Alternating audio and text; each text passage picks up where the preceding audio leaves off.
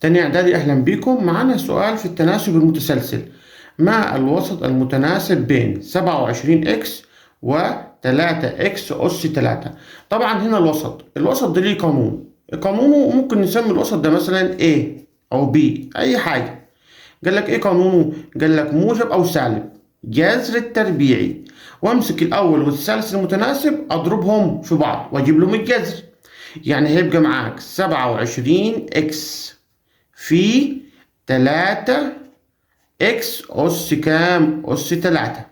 خلاص، يبقى الكلام ده هيساوي موجب أو سالب جذر. طبعا أنت هتضرب 27 في 3 هيطلع لك ب81. طيب إكس أس 1 في إكس أس 3 هديلك إكس أس 4، عشان إحنا في الضرب بنجمع الأسس. الكلام ده هيساوي موجب أو سالب، أوعى تنساها، أهم حاجة تفتكر الموجب أو سالب.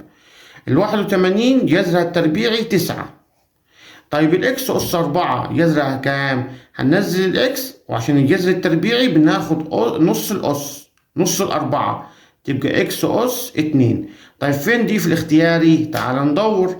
أهياتي، نختار دي ولا هنا؟ هتلاقي 9 إكس أس 2 وموجب أو سالب 9 إكس أس 2. مين في دول نختارهم؟ قال لك نختار دي، عشان هنا الوسط لازم يطلع معاك بقيمتين، الموجب والسالب.